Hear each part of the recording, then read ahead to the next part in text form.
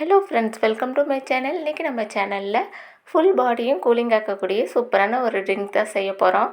எப்படி செய்கிறதுன்னு பார்க்கலாம் வாங்க. வெள்ளரிக்காய் ஒன்று எடுத்துக்கோங்க. அதோட தோலெல்லாம் சீவி எடுத்துடலாம். இந்த வெள்ளரிக்காயை அப்படியே போட போகிறது கிடையாது. இதில் ஆஃப் வெள்ளரிக்காய் மட்டும் எடுத்துக்கிட்டால் போதும். தோல் சீவிய வெள்ளரிக்காயை பொடி பொடியாக கட் பண்ணி மிக்ஸி ஜாரில் சேர்த்துக்கோங்க.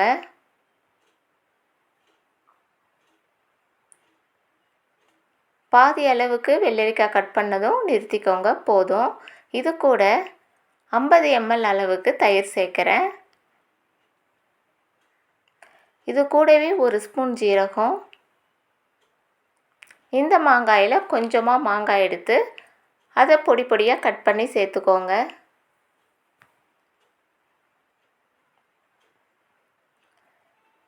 ஒரே ஒரு பச்சை மிளகாயை சேர்த்துக்கோங்க. இது காரம் கம்மியான பச்சை மிளகாய்ன்றதுனால 1 சேர்க்குறேன், இல்லைனா பாதி பச்சை மிளகாய் சேர்த்தா போதும்.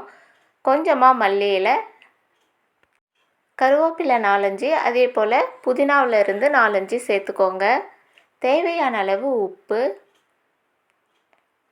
4-5 ஐஸ் கட்டியும் சேர்த்துக்கோங்க.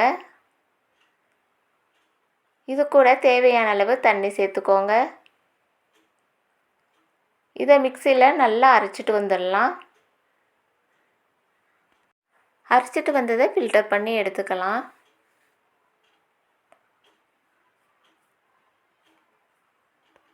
புதினா, வெள்ளரிக்காய், தயிர், சீரகம் இதெல்லாம் உடம்பை நல்லா குளிர்ச்சியாக்கும்.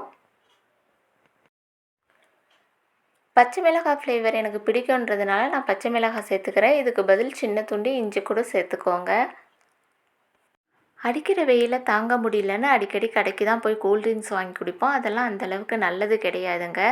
நீங்கள் இந்த மாதிரி செய்து குடிச்சிங்கன்னா டேஸ்ட்டும் சூப்பராக இருக்கும். இதில் நம்ம எந்த ஒரு கெமிக்கலும் ஆட் பண்ணலை, அதனால் உடம்புக்கும் ரொம்ப நல்லது.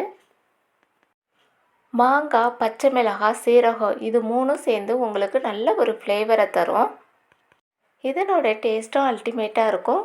கண்டிப்பாக நீங்களும் ட்ரை பண்ணி பாருங்கள். இந்த வீடியோ உங்களுக்கு யூஸ்ஃபுல்லாக இருந்தால் ப்ளீஸ் லைக் பண்ணுங்கள், ஷேர் பண்ணுங்கள், சப்ஸ்கிரைப் பண்ணிக்கோங்க. கூடவே பெல் சிம்பிளை கிளிக் பண்ண மறந்துடாதீங்க. தேங்க்யூ.